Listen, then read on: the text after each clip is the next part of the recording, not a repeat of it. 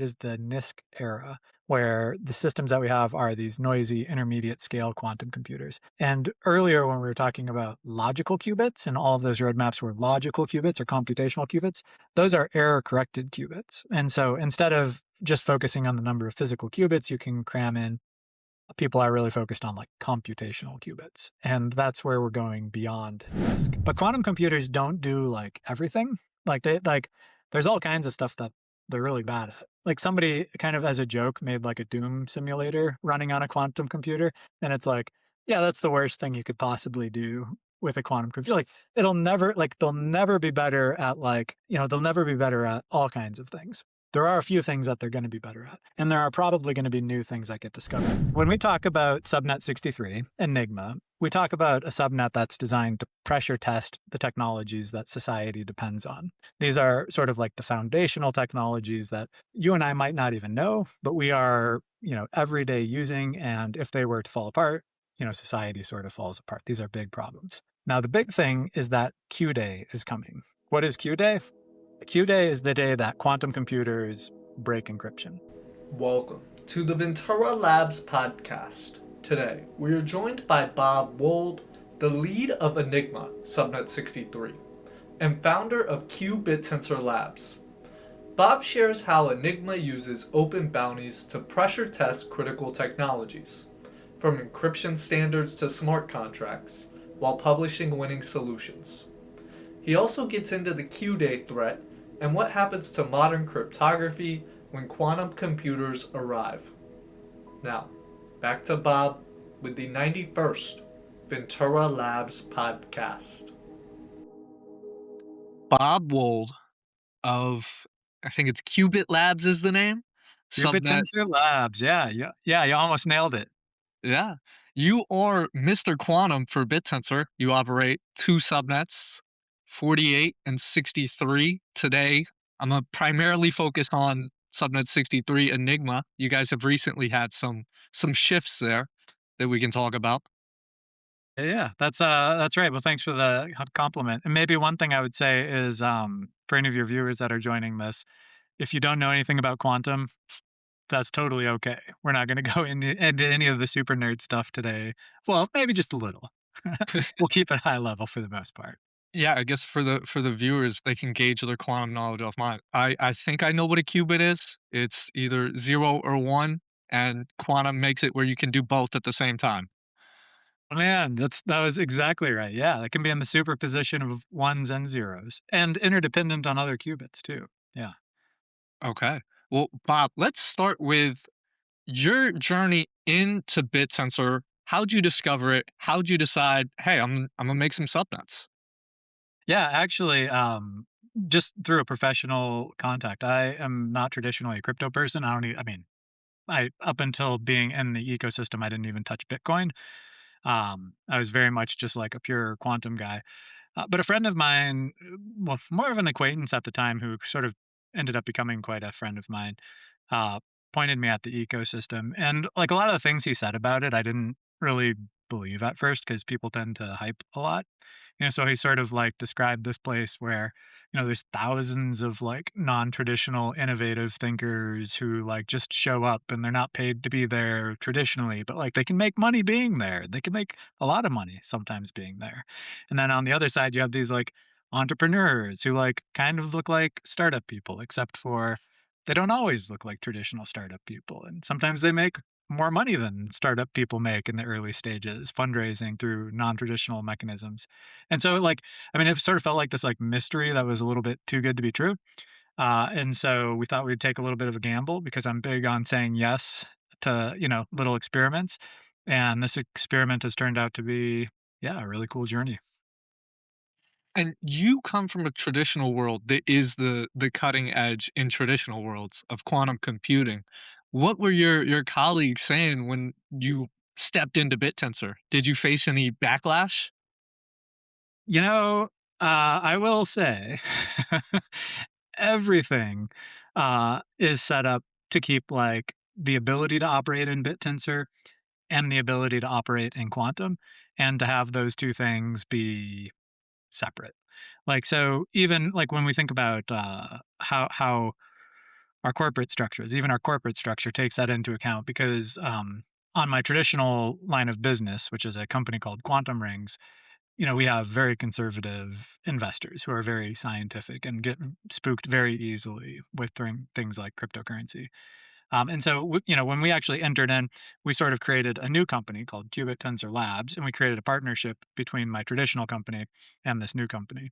And so, we still operate very much with scientists and quantum people under the Quantum Rings brand. And then with the Qubit Tensor Labs brand, we do all of our like crypto stuff, which periodically will spill over from quantum. In fact, so with Enigma, which we're going to talk about, one of the things that is really important to us about that is all of the challenges that we put out actually have corporate collaborators who are not us. And so, like in both of those cases, we have really impressive corporate collaborators that have come from the quantum world into the crypto world, but it was a very careful journey to bring them there. It's dip the toe in the water, see what their facial expressions are, go a little deeper. Yeah. So there's this cross collaboration between these two worlds. And you guys also have two subnets. I know we'll focus on 63 today, but what is the relationship or cross collaboration between the two subnets and how they interact, if at Yeah. all? Okay. Great question. So, well, maybe I'll tell you a little bit about the journey on 63, which is now Enigma, also in the context of that question. So, we do operate two subnets. We operate subnet 48, which is the quantum compute subnet. Quantum compute is essentially it makes quantum compute available through the BitTensor ecosystem.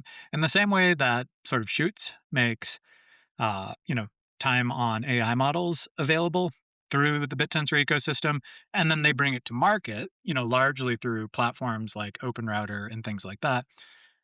We make quantum compute available. The miners actually operate quantum computers. They buy terribly expensive time on quantum computers, and then they take jobs from the real world through open quantum and they mine by running those jobs on real quantum computers.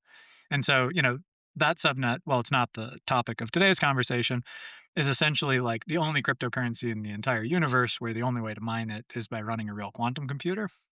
And the side effect of mining it is that you're making like one of the world's most expensive resources freely available to researchers and students around the world, thousands and thousands of researchers. Yeah. Um, but 63 is not a compute subnet. Where 48 tries to monetize access to compute, 63 monetizes access to a lot of the intelligence that's kind of coming out of quantum.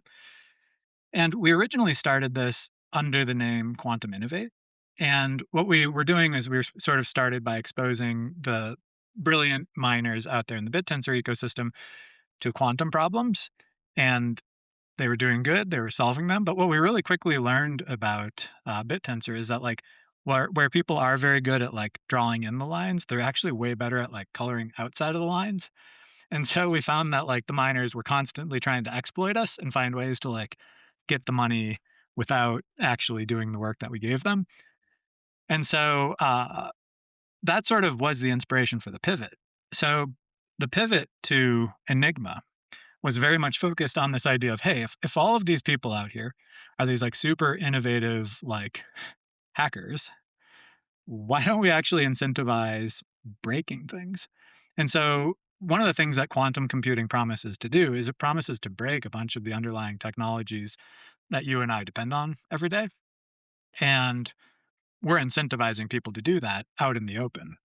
And so what we do is we make really large cash prizes available and we invite people to come in and try to break those. And if they can break them, just making a little bit of progress, uh, there's a very large cash prize for them. And every time they break them, they're required to submit their source code. And so that source code becomes open for all of the future, innovators to continue to work on. And it's published on the Qubit Tensor Labs website. Then the next milestone just becomes incrementally harder than the last one, and people can choose to either use the previous guy's source code to continue trying to innovate, or they can go a totally different direction. And essentially, this is placing a bounty or reward on a challenge. Will anybody be able to create these challenges, or will this stay directed by you guys? What's the focus of the challenges and the future of this? Totally. Yeah. I mean, one of the core like foundational assumptions about this is that yeah, hackers are going to be good at this. So are researchers. So are PhD labs at prestigious universities. And so going back to your question earlier of like, how do these academics feel about BitTensor? We have architected Subnet 63 in a way where there's basically two entry points. So, and actually, I do have slides on this, so maybe Yeah, I this could go this into, can be, yeah, great but time to go to slides. yeah, and I'm enjoying the conversation. So we could also keep going like very organic like this. Maybe if we're open to a little bit of repeat information when I go through those slides, I'll sort of answer it here. The academics are not going to spin up miners. They're not going to go like grab our repo and buy alpha and pay the registration fees and worry about dereg and stuff like that. They want to just take the problem, work on the problem, solve the problem, and submit the solution. And so the path for those people is to actually go through the qBitTensorLabs.com website. At the website, they can see the challenges, they can download the challenges, they can work on them. They can also submit the challenges and have those challenges then go into a miner that we operate on their behalf. We put it into the validators to validate. If the validators approve it and they give the reward would go into the miner wallet that we're operating, and then we would actually transfer the funds in fiat currency back to the researcher. Now, that's sort of how we imagine the academics doing it. The hackers aren't going to want to screw with like web portals and clicking upload and stuff like that. They're going to want to run their own miners. And so the entire thing is supported, and we're assuming a lot of the traffic will go through the miners that are in the ecosystem. I should also note, though, while there are like a couple different ways that Enigma is going to be positive revenue, one of the ways is in paying fees for the submissions. So these are not going to be like trivial amounts of compute. The validators are going to take the source code that are submitted from the researchers or the hackers, and they are going to run that code on like pretty expensive compute with like a pretty long wall time. We're talking about like a 4-hour wall time to run most of these challenges. And so every time a solution is submitted, the submitter has to pay a fee. If they come through the website, they pay that fee on a credit card with a Stripe integration. And then we turn around and we use those funds to purchase alpha on the subnet.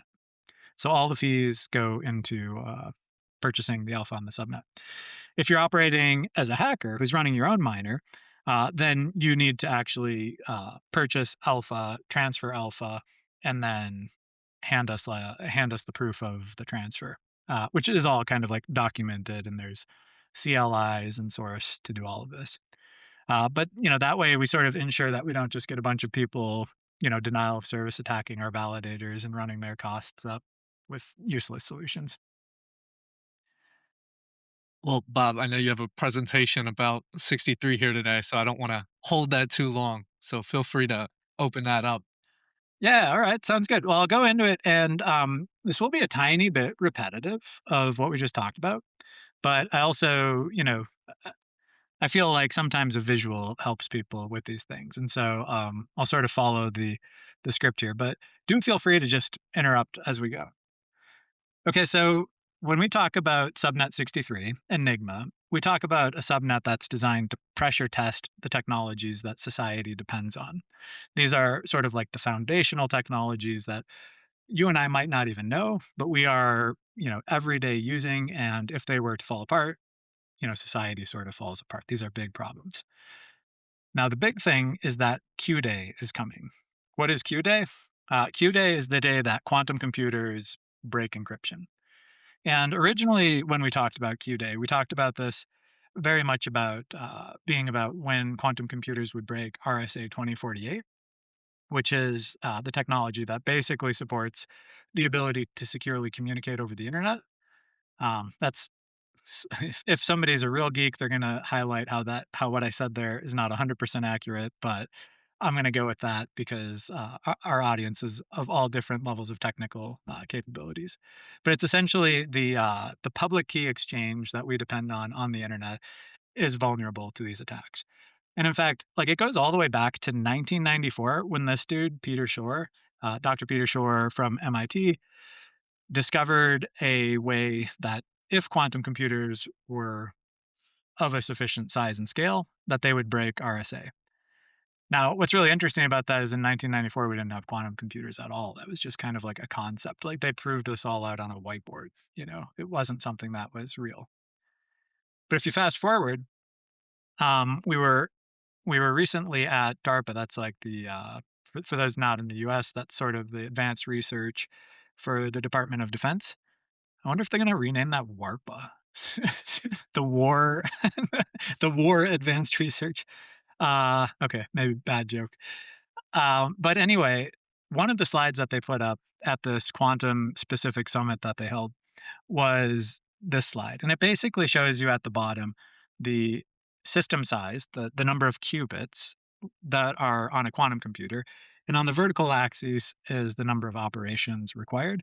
And so they sort of said, hey, here's all these problems that we're looking at. We scatter plotted them. What's it going to take for a quantum computer to be able to solve them?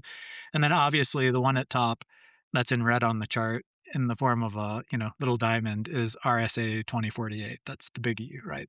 That's the one where when you break that, you break everything. When we went to this conference, it was in September of 24, and computers literally had zero computational qubits. They had qubits, but they were too noisy to do anything with. Um, Also, in September, or no, I guess in August of 24, NIST put out a new standard for post-quantum encryption standards. So the technology that should be replacing RSA, saying that, hey, over the course of the next 10 years, everybody really should get off of RSA and they should get onto these post-quantum cryptographic standards. Well, if you fast forward, last year, Quantinuum, who's right up the street from us here in sunny Boulder, Colorado, they put out 50 logical qubits, which means that they basically got here. They started getting into these problems that DARPA is really excited about getting into. At that same conference, IonQ, publicly traded company based on the East Coast in the US, put out a roadmap that showed that they would have 1,600 logical qubits in 2028 and that they'd have 8,000 logical qubits in 2029. That's an aggressive roadmap. I'm not 100% sure I believe it, but that basically puts us right here in 27 and here in 2030. So by 2030, if the roadmap is right, and there's not some fine print that we're missing, that would sort of say that encryption is busted by Could 2030. you give me an example of something that's like 8 qubit problem? Like an 8 qubit problem? Yeah, like something significantly smaller than the 8,000 or 80,000. Yeah. Okay. So there's all kinds of things, but say for example, if you had 8 logical qubits, so I'll break it down into like RSA specifically here. So RSA, the way that security works is you have two prime numbers, easy to generate prime numbers.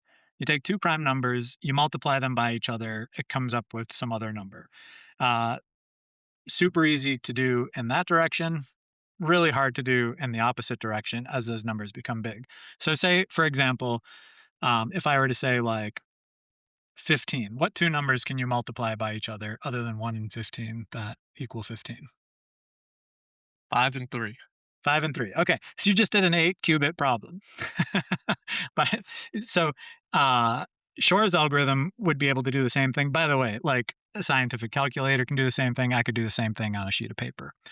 But if you get up to something just a little bit bigger, that really quickly becomes something that you can't solve in your head. You can't solve on a scientific calculator. You can't even solve with the world's biggest supercomputers. Again, super easy to go one direction, multiply the two primes by each other to get the number, big O n squared to get the opposite. This might be a really stupid question, Go but for is it. a potential solution to the 15 question that you raised, could you just do 30 times point 0.5? Well, no. No. So, okay. So yes, you could, except for that's why RSA uses primes. So uh, prime numbers, if you go into like uh, basic like math theory, the whole concept of a prime is that the only two I numbers that got it. multiply. I missed the I missed the prime part, the prime No, yeah, requirement. but just to, I mean, I'll answer it anyway to completion, just because some of your listeners might not. But like basically, like the cool thing about 3 and 15 is 3 can only be 1 and 3. There's no other two numbers, like two whole numbers that can be multiplied by each other to get 3. 5, same deal. So that is the space of keys that exist for RSA does require that both of the two factors are prime numbers. That way you can't do, yeah, like you say, zero point 0.5 and 30. Got it. Yeah, and so that should, this narrative should scare people in and of itself. You could be skeptical about if they're going to deliver on that roadmap, and I would be skeptical with you. But at the same time, we've seen these problems moving down and to the left because we have software innovators who are finding like small iterations on algorithms that have wild implications on the resources required to compute them. And so, in reality, at this point, RSA is actually here, not there. And DARPA, by the way, agrees. But what's even crazier than that is what protects your Bitcoin is not RSA, it's elliptic curve encryption. And elliptic curve encryption is harder to solve than RSA for classical computers. It's actually not harder for Shor's algorithm to solve. And so Google put out a paper actually just about like 3 to 4 weeks ago showing that somewhere between 1200 to 1400 logical qubits could break Bitcoin. That's crazy. And like this was one of the only times that Google actually didn't publish how, but they sort of published like a proof showing that they could do it without actually publishing how they did it because they sort of, they don't actually explicitly say so, but essentially it's like such a dangerous piece of information and it's going to take Bitcoin so long to actually change their protocols and roll out like wallet changes to everybody and have everybody migrate their wallets that it's like even if they started today, there's a good chance that they don't get it done in time because that 1200 to 1400 logical qubits, that's like right here, and that's on the wrong side of 2028, right? So that this one down in the bottom was 2027. 2028, you're going to be looking in the rear view mirror at systems that can break Bitcoin, allegedly. I mean, if you're to believe the roadmap. And this whole roadmap that we talked about by IonQ, they sort of have like I've had the opportunity to intersect with a lot of the people deep in that organization and sort of like talk over drinks and stuff like that and get the inside scoop about like how much bullshit is actually in this roadmap.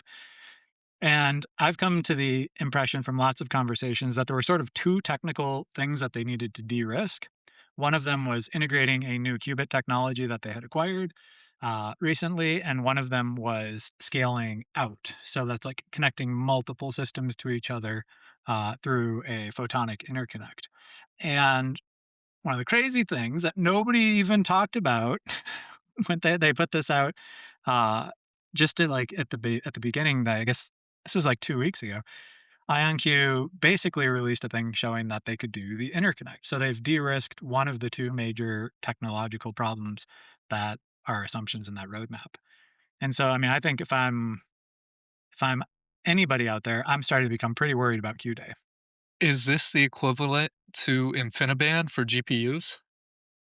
I actually don't know. I'm embarrassed to say I don't know what InfiniBand is. Is that like Just basically how fast data can transfer between different devices.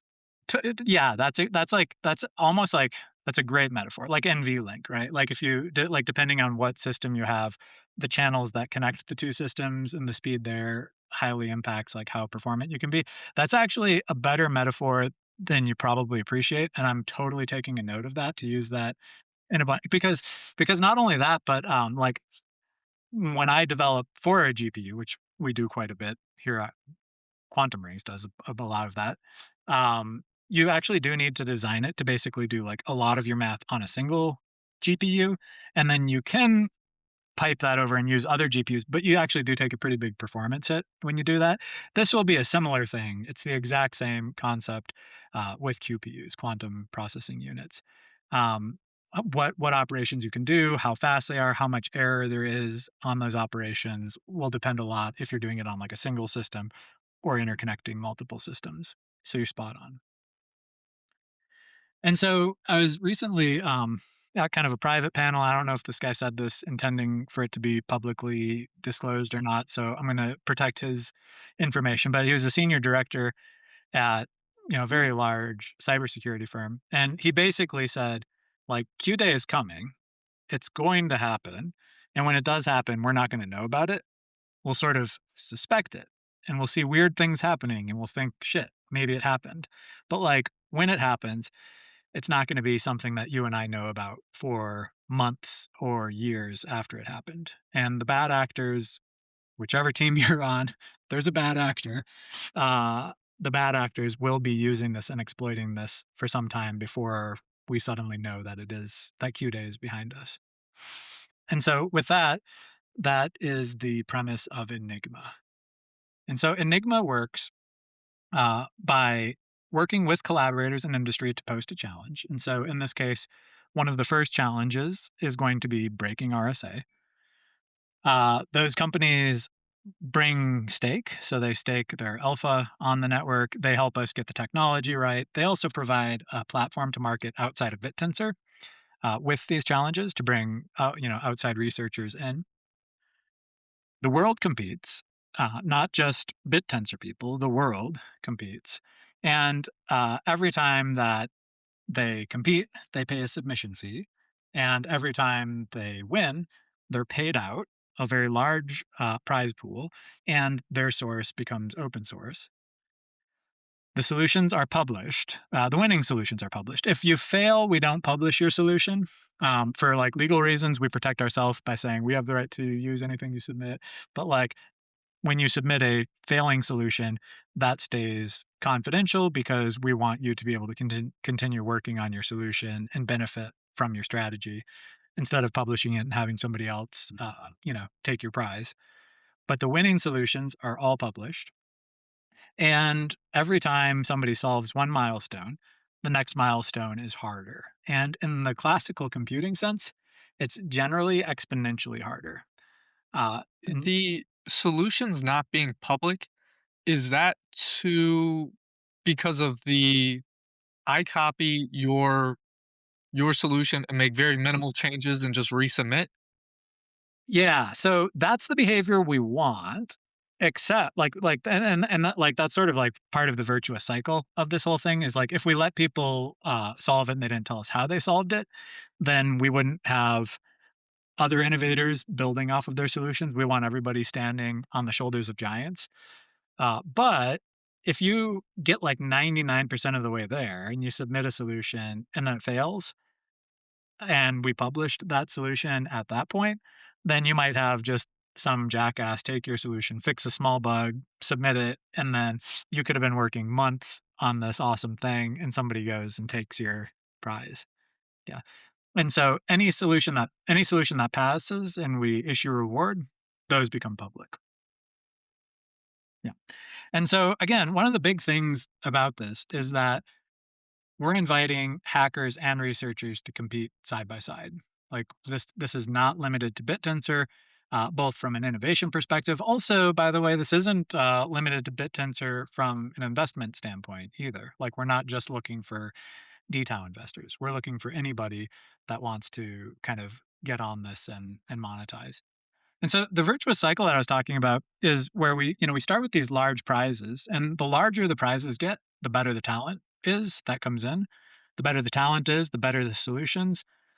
The better the solutions, the more news coverage we're going to get. And so, like a lot of times, BitTensor subnets sort of like Twitter sphere where only BitTensor people are, and that's not going to be the case with Enigma. If you look at the type of coverage that even really small breakthroughs on encryption get, like you're covered in like Wired Magazine, Wall Street Journal. We're not talking about like staying on BitTensor Twitter. If we can do that and we can get out, we're going to see a lot more investors coming in to BitTensor, which I think is going to make Enigma make BitTensor better also. It's also going to help our alpha and help our emission in tau flow as more investors come in, which is going to make the prizes larger, which is going to attract more talent, better solutions, and the cycle continues. And the admissions go directly to the prize pool. That's right. All minor emissions go directly to the prize pool.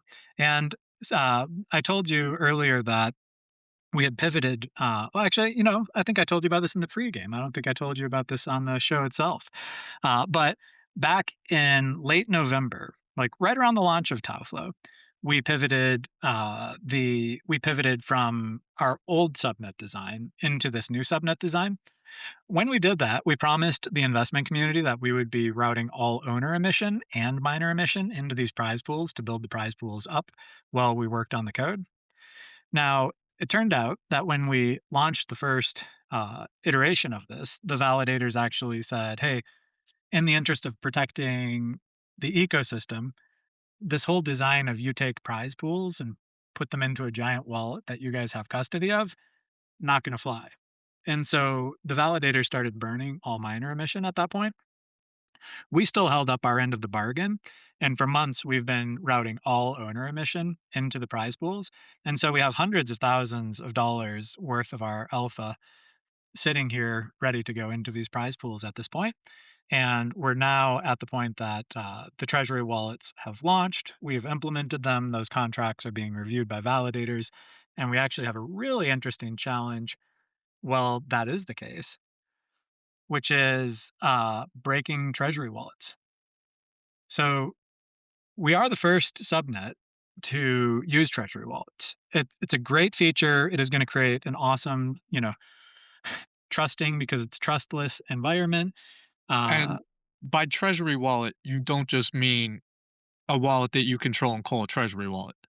no, that's right. So Treasury wallets are basically it's a feature put out by the Church of Rao, funded I think originally by Kant himself. I think he was the original heavy advocate for this, and I think he may have even personally funded it.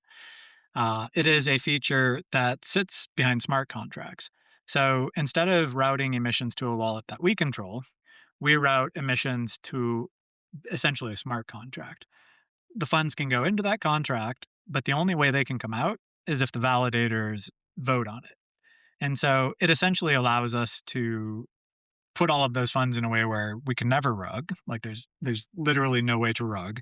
The worst thing that we could possibly do is leave those funds stranded forever, which then is just helpful to the investors.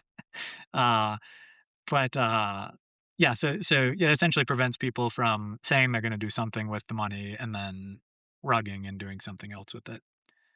And so while we're in that stage, since we are the first subnet to launch Treasury wallets, and because Treasury wallets have your own smart contract that you can put on top of them, which are like extremely easy to get wrong. We've had a team of people like going through and trying to like identify any way to exploit these and just being very careful with them. We currently have a challenge live that basically just posts the address of that Treasury wallet. Last week, we published all of the contract code for that Treasury wallet in an open GitHub repo. And so people can just go try to find a way to get that money. And if they get that money, it's theirs. We won't consider that hacking. We will consider that succeeding at the challenge. There won't be any authorities called. If anything, we'd invite you to our own podcast that we hold every couple of weeks called qBitTensorLabs Live, and we'd have you brag about how you broke it. That money is currently at $5,000. We're expecting that money to jump up to $10,000 very soon, and then we're going to route all of the subnets minor emission into that wallet to see, to continue to incentivize people to try to break it. Our hope is that it's not breakable, but if it is breakable, we would like you to figure that out as soon as possible so that you can have that money and we can fix the holes. And then once we're done with that challenge, and either somebody's broken it and we therefore have fixed it, or nobody has broken it and the funds have grown enough that we feel comfortable that it's not breakable, then we will move on with the sort of the main course. And the main course will be two challenges. One of them is breaking RSA, which is very much focused on this problem that we just talked about. We'll start off with like RSA bit sizes that are very breakable, and then slowly increase until the community can no longer break them with the compute that they're allowed to use. We also have another challenge, which will be hardening quantum proof. So this is sort of like on the opposite side of breaking RSA. One of the funny challenges in quantum computing is, if you're going to tell me you're making a quantum computer that can do stuff that no other supercomputer can do, how do I know that you actually got the right answer? And so one of the big like academic challenges out there has been to produce something that is not solvable by any classical computer, but is solvable by quantum computers at various different scales, so that we can confirm that quantum computers are working. And the leading candidate for this in the quantum communities is a thing called peaked circuits. And so this challenge is partnering with an organization that is kind of one of the biggest organizations, Blue Qubit, one of the biggest organizations in the quantum world, working on this. They are generating the circuits that they think are unsolvable. And we think our hackers are going to make quick work out of at least the first couple phases of those. And they're going to have to make them a lot more complicated before hackers stop finding ways to exploit them. And so the roadmap on this, though, on break on in terms of what we do next. So Bitcoin doesn't use RSA; it uses elliptic curve encryption. We sort of talked about that earlier. So we will be putting out a future challenge specifically oriented on breaking Bitcoin, so people can see exactly how far we can get with that. The initial version of breaking RSA uses classical approaches to do that. So in the same way that you did it in your head, uh, a scientific calculator could do a little bit bigger. My laptop could do a little bit bigger, but they're still going to be bound. The first experiment is to try to find the bounds of classical computing. The second will be to use actual quantum computers and then quantum simulators to uh, to do that, and that will work in conjunction with Subnet 48, the quantum compute subnet, to give you free access on quantum computers to do that work. And then this new thing that companies are spending millions and millions of dollars migrating to these post-quantum cryptography standards that NIST put out in 2024. I don't feel comfortable that those have been tested enough. And so we'll put out a series of challenges focused on hardening that and many, many more.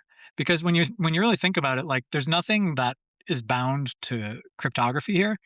Like we could have challenges that test AI model robustness or smart contract auditing, like what we're doing with the Treasury wallets, or even testing things like incentive mechanisms for Bittensor itself. Like, when we changed to TauFlow, wouldn't it have been cool if we had like a challenge out for 6 months where people could like try to exploit TauFlow? And then if nobody exploited it, then we launch it. Right? There's all kinds of cool things we can do with a subnet that's very focused on pressure testing as a service. That's an interesting point you bring up there with testing out Taoflow beforehand. The first question that immediately comes to my mind is, how are we going to define an exploit? Because we've seen things be called exploits by people, but other people disagree and say that's not an exploit. That's just the design of the system. Well, no, that's exactly right. And that's the whole, like, that's the one thing that I absolutely love about crypto, by the way, is it's like you write the code, it's very explicit, and then you operate in the rules that are coded into the thing. The problem is that like humans have one outcome that they want to achieve, and then they implement this kind of slightly growing complexity logic to try to drive that behavior. But then a lot of times what they don't expect is these other perspectives look at that and they see a whole different attack vector, and then the type of behavior you're trying to incentivize isn't what you get at all. Say for example, TauFlow. Uh, and by the way, I'm not gonna express opinions on this podcast about TauFlow, but the aim is a very virtuous aim. The aim is to basically say, hey, we want, D tau is great, but the charts were always kind of going down and to the right. We want the charts to stabilize and to go up. And so, what if we incentivized the subnet owners to put more focus on pulling in investment and keeping investment, and therefore investments coming in and the charts are going to go up? It's a great idea. Well, I think I mean, it's a really smart idea. But then when you put it into practice and you look at it from other perspectives, what you basically are doing is you're making an environment where like people can buy emission. So if you're a subnet operator and you have access to a lot of capital, you can essentially just pour capital into your subnet and then take emission away from subnets that are doing innovative things. I think something like 20% of all emission the last time I looked was going to subnets that like don't do anything. Right? And so that's definitely not what they were trying to design, right? Um, Great intentions, but as you add more complexity, you create like grounds for exploiters to thrive because they thrive in using things against you. And so, like in this type of world, say you set up a challenge where you said for 6 months we're actually going to run Taoflow, and what you're incentivized to do is to maximize your emission, right? Like go figure out and if you maximize your emission, you get that emission. Well, then you'd really quickly find that like there's ways to game it where you can just like bring in outside capital and steal the emission, but you could do it in like a smaller scale, and then you might just change the way that happens, or add some other complexity somewhere else if necessary to sort of like limit that. Now, is is that what we're doing as our first case? No, I mean I haven't even to be honest, I haven't even like explored the depth of how complex something like that would be to implement, but it creates the opportunity for pressure testing as a service. Yeah, the tau flow tangent, I wasn't expecting that to be the next competition. It was more so just to set up the question of defining exploits. Yeah, yeah, and again, actually, when we first started with Enigma, the working name was actually exploit. Like all of the internal project documentation calls it exploit. We actually worked out the exploit name and brought in Enigma because it was a little bit more abstract because it's like pressure testing doesn't need to mean like exploiting. It can just mean, seeing at what point something falls apart or, seeing how people might act differently than what you're designing for them to act. What does your evaluation, like, feedback loop look like when you guys get 100 submissions? How do you evaluate all of them? Yeah. Okay. So, well, I'll take you through. I'm going to jump to this, which is the nuts and bolts of how it works. Okay. So, on one side, we've got like researchers and hackers. On the other side, we've got validators with, limited compute, but a lot of compute. And we have the Treasury wallet with the funds. So these guys, they start off operating in their own local environment. Like you literally are in like a workspace, a body of source code that we give you. You can experiment locally. You don't ever submit anything until you get the code working and you want to submit it. At that point, you can either submit your zip file with your source code to the qBitTensorLabs website. At that point, you would also pay the fee. We would then take a miner that we operate and we would say that that is now operating on your behalf. Or if you're a native BitTensor person, you just spin up your own miner with your own wallet. Those solutions get submitted to validators. Uh, in the case that you're a hacker, you still have to pay the fee. You're just doing it natively in crypto through like a transfer of alpha as opposed to using a credit card. You submit it and one validator will take it, not all of the validators. If that validator fails your solution, then you're done. If they pass your solution, they broadcast a message to the other validators, and then the other validators will go and they will also run your code to get a consensus. They then will issue a transfer to the Treasury wallet, and the Treasury wallet will either go into, the hacker's native wallet or into the wallet that we're operating on behalf of the user, in which case we send the money back in fiat currency.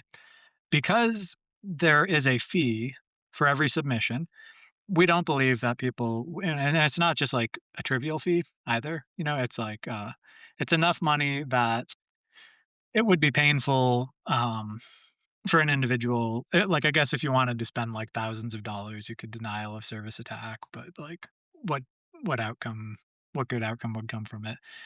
Um, but we take, the fee the first barrier. The second barrier is if you don't have a solution that works, worst case scenario, you're taking out a single validator for a 4-hour period as opposed to all of them grabbing the solution and going.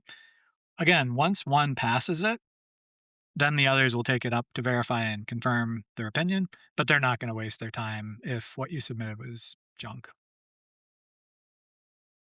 Did that answer your question? Yes, that answered the question. The fee eliminates the not being profitable, just some random solutions. And then one validator evaluates, it has to pass that validator, and then all the other validators evaluate it. That's right. And so it ultimately does create a world where one of the situations you could end up in is, say, hypothetically, there's a huge amount of traffic, and there are, you could end up stuck in a queue with your solution.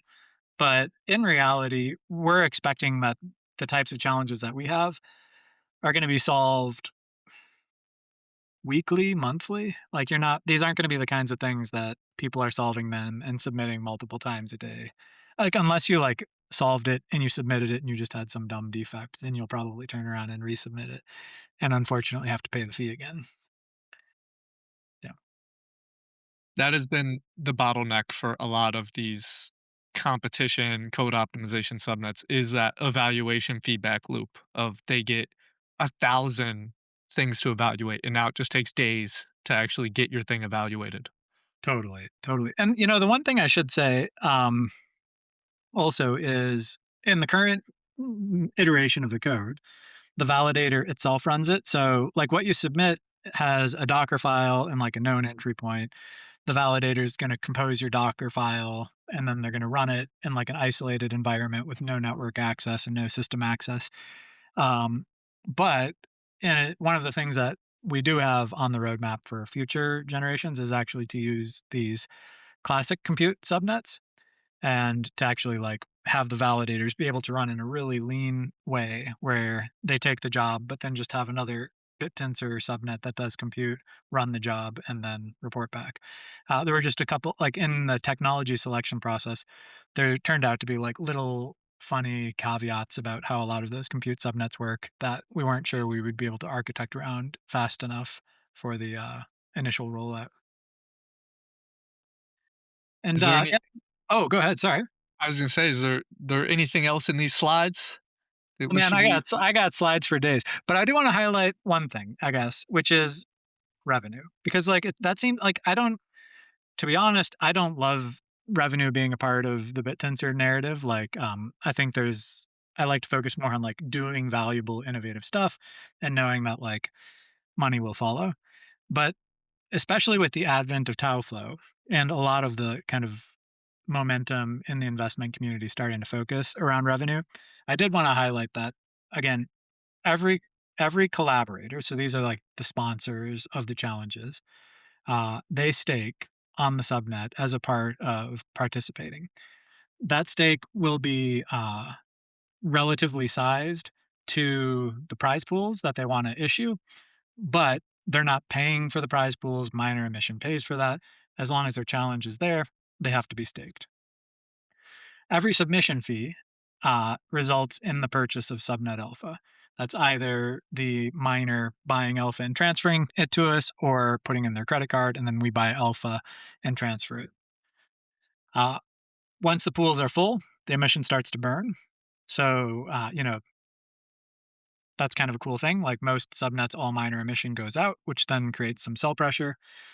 Um, all of the submissions are, again, open source. So once they pass, they are open source. When we open source them, we're open sourcing them as a feral GPL, which is a license type that's totally okay if you're an open source guy working on other people's open source stuff. But it's totally not something that any company will ever touch because it has this viral thing of if you use it, you have to open source the stuff that uses it. And so we're doing that very specifically so that these things can be reusable by the BitTensor community, but we can't have big companies just go and take BitTensor innovations and run off with them. But we do have the submitters assign us rights to commercially license this. And the cool thing is all proceeds from any licensing will go into buying the alpha. And so this really is like a subnet where the money stays in the subnet. You know what I mean? And it hopefully drives this virtuous cycle that we're looking for. Do you think in the future we'll see more subnets commercially license these outputs by miners? I think if we succeed at this, then yeah. And I mean that's what everybody. So most subnets, not most, but there are a lot of subnets that are trying to do that, except that they're not licensing it out; they're using it themselves, right? So like they're a startup, and the crown jewels that they're trying to build inside of the startup, they're trying to get miners to build them. So like if you look at like Ridges is a great example of this. But again, kudos to Ridges, right? So they essentially have miners producing these AI models to do better code gen than Cursor, and then they productize that and they take that to market, but it's theirs, right? They're not making those models, like they're not licensing those models out to other people. They're taking them to market as their own IP. I think this idea of licensing it makes it a lot cleaner because, with a lot of those other subnets that are taking that approach, it's like, okay, so that's cool. You're building a business on the IP that you're paying miners for using the miner emission, but then you're profiting off of it as a company. And the way that any of those profits make it back into the subnet in a way that benefit everybody else are always sort of like a strange, centralized, high trust type of arrangement, right? Where somebody said something and you just have to take them at their word. Yeah. So this model, I think, hypothetically, this model just makes it cleaner. Also, it's not hard to imagine a world where the collaborator who sponsors the challenge is the very person who licenses the output. You know, So they would get like the I guess it immediately turns my head to like the music industry, how you get royalties on something. Would that be a future potential model for this? yeah, yeah, 100%. Because I mean, licensing agreements sometimes those are, sometimes you do those as like a flat fee. Sometimes you do those more as a royalty type thing. So I think it just depends a lot on what the problem is and how long it's going to be valuable and how big the licensing deal is. Yeah, so it'll be cool. I mean, hey, is it gonna work? I mean, like, I think so. That's why we're pouring a bunch of time into it. But like, is it guaranteed? No, for sure not. Like, this is the fun part of building a company. It's taking a model that I think nobody has taken before, but in a way where the upside is potentially bigger than anything we've seen before too. It makes sense. We've seen licensing by Meta for their open source models in the past for commercial purposes. Are Yeah. there anything is there anything else in the slides that you have? I don't know what else is. I'd say we're good. The one thing I should, maybe the one thing I'll say, and then I'll just give a final note is where we're at right now. This is we our rollout because of the complexity of Treasury wallets. It is sort of in three stages. Stage zero involved getting the collaborators on board, which we have. It involved implementing all of the subnet code and testing it ourselves on local net and testnet, which is all completed. Stage one involves deploying the Treasury wallets in a way that the validators are comfortable with. And so they want some time to do that. That's going to make sure the money goes in clean, comes out clean, that they can't be exploited. And so that's the stage that Enigma is in right now. That's where we have this breaking Treasury wallet feature. This is where we are currently testing with validators, making sure that all the plumbing works. And then, depending on how all that testing goes, in the next 1 to 3 weeks, the entire subnet with the on-chain challenges that's validated by validators with these growing rewards goes live. And if you want to follow us on that journey, um, you know, the team has put together a pretty sick website on this at qBitTensorLabs.com/Enigma. You can scan that QR code. We're also on X as Enigma SN63. We'd love to have you follow us there. I am personally on X as Beyond NISC, though I got to admit I'm not much of an X guy, so I'm few and far between. And if you want to check out any of the source code for stage one, that source code is live, and that's also where we have all of the contracts published for the Treasury wallet. And the beyond NISC, That's a reference to um, quantum computing. I don't know what the Totally. acronym stands for, but Yeah, yeah. So NISC is something. It was coined by a guy who at the time was probably the number one voice in quantum computing, John Preskill, and it stands for Noisy Intermediate Stage Quantum Computers. So NISQ, N-I-S-Q. And what that basically means, it was coined at this time where um, a big part of the narrative was increasing the number of qubits. That's all anybody talked about was how many qubits you got. I got 50 qubits. How many qubits you got? And everybody's roadmap just talked about the number of qubits, but there was very little narrative about like the quality of those qubits and if they could actually compute. And so we ended up in this situation where people could get up to like 100 qubits, relatively straightforward. IBM even put a system out that you can't run on it, but it exists that does 1,000 qubits. But there are these qubits that have error rates between like 0.1 and 1% per operation. So essentially, like a few hundred operations and the thing falls over. And so that's the phase of quantum computing that we are in right now. It is the NISQ era, where the systems that we have are these noisy intermediate scale quantum computers. And earlier, when we were talking about logical qubits and all of those roadmaps were logical qubits or computational qubits, those are error corrected qubits. And so instead of just focusing on the number of physical qubits, you can cram in, people are really focused on like computational qubits. And that's where we're going beyond NISQ. how long does the NISC era last? If we think about that chart, I would say, quite frankly, it's a funny thing because in quantum, nobody really talks. I guess people really don't talk that much about breaking encryption, but like that's where all of the funding for quantum computing ultimately comes from is breaking it.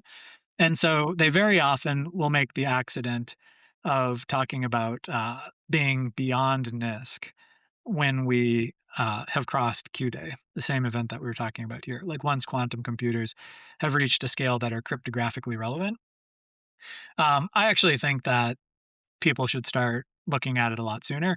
Um, One of the things we don't usually talk about here are like traditional market models, but right now, quantum computing is a $3.5 billion market, even in the NISQ era. And we monetize the shit out of that on Subnet 48. But it's estimated that by 2030, it's going to be like over a $20 billion market. And a big part of that is that if you think back to that DARPA chart that I showed, it's not like there's this one moment where everybody's like, aha, now quantum computers are good. It's like next year they'll be able to solve all of these billion-dollar problems. And then the next year they'll be able to solve all of these additional billion-dollar problems. And so like I don't think people are going to declare that we are beyond the NISQ era until we have a cryptographically relevant quantum computer. But I think they should. I think we are essentially starting to find ourselves beyond NISQ already. A lot of people's concern with quantum is the breaking encryption. How will this offense defense aspect evolve over time? Do you think encryption will just keep getting better and better to where quantum's always lagging? Or do you hit some point where I guess that's impossible to keep that pace up? Yeah, the concept right now is that like all of this investment came into quantum computing because Shor's algorithm was discovered, and that happens to be really good at like factorizing a number, and that happens to be the very thing that like current cryptography is based on. But quantum computers don't do like everything. Like there's all kinds of stuff that they're really bad at. Like somebody kind of as a joke made like a Doom simulator running on a quantum computer, and it's like, yeah, that's the worst thing you could possibly do with a quantum computer. Like they'll never be better at like uh they'll never be better at all kinds of things. There are a few things that they're going to be better at, and there are probably going to be new things that get discovered.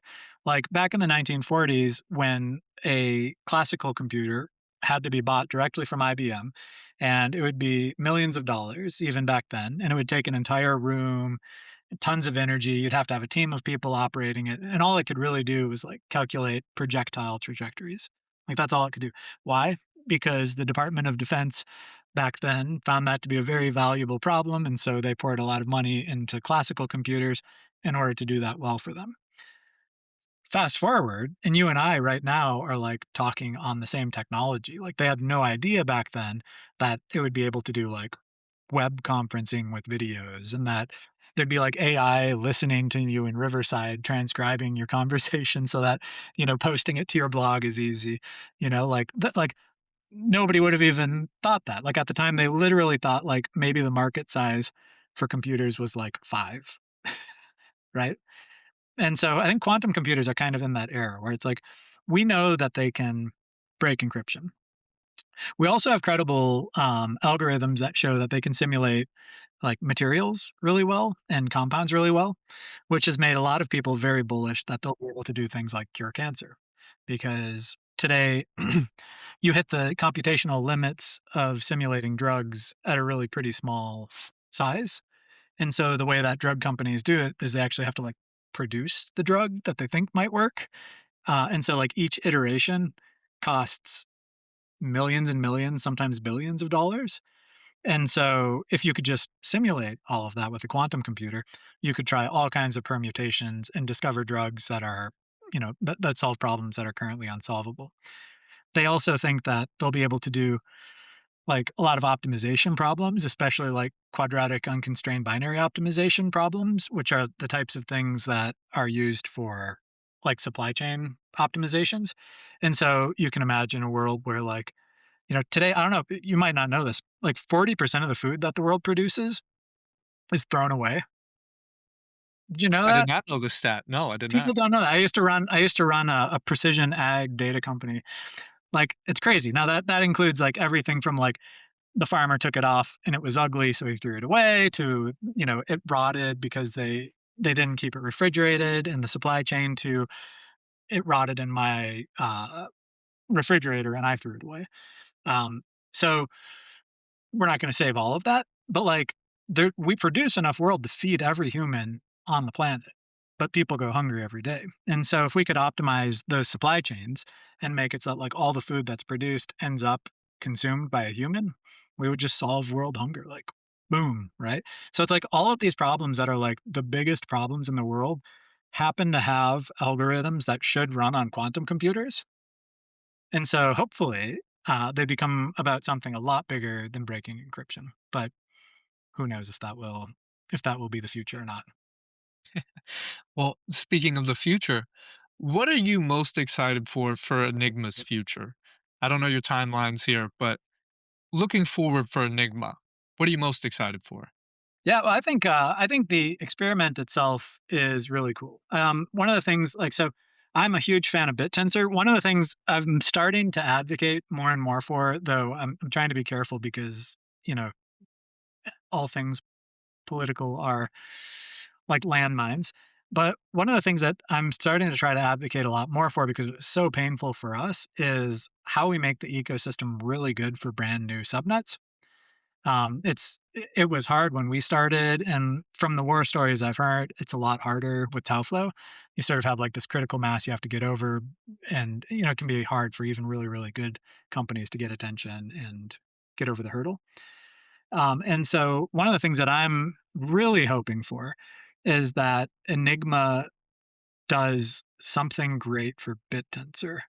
I think most companies want BitTensor to do something for them. I want Enigma to make BitTensor great. I want it to bring all kinds of new eyeballs. I want all kinds of trade media.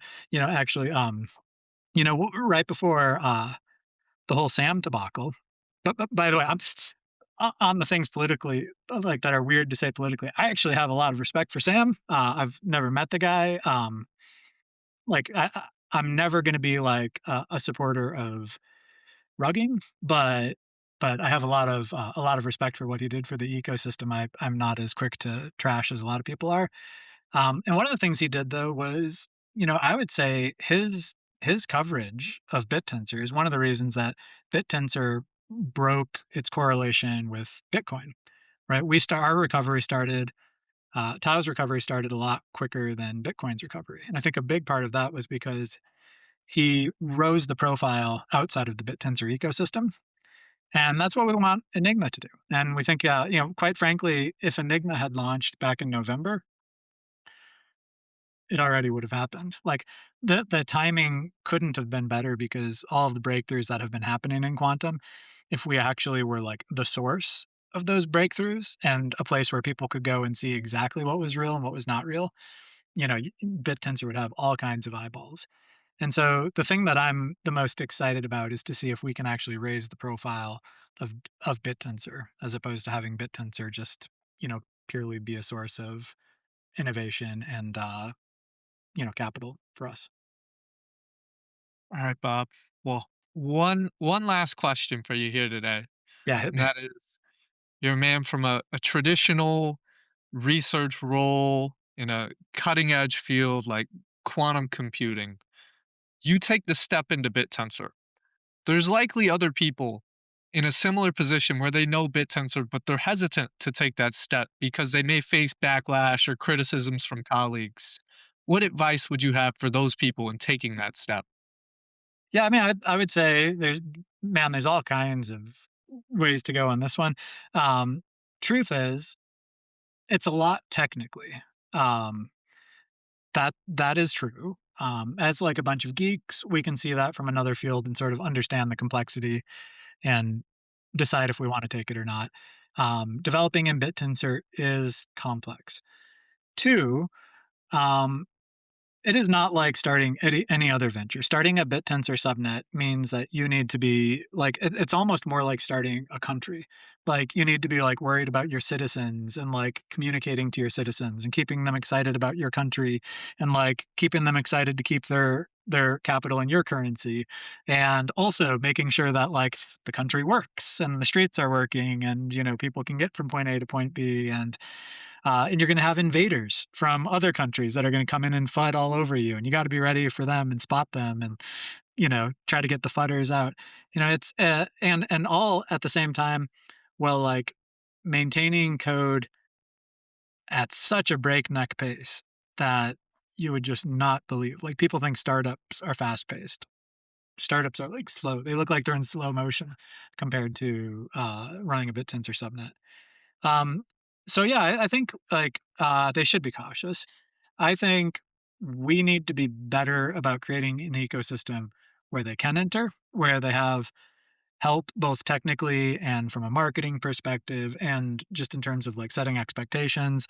We should be reviewing our incentive and disincentive mechanisms to make sure that they're like newbie friendly. And then I also happen to be one of the few people in the ecosystem that says more subnets in a very responsible way is better than less. I think a lot of people are of this narrative right now that like we should have fewer, better subnets.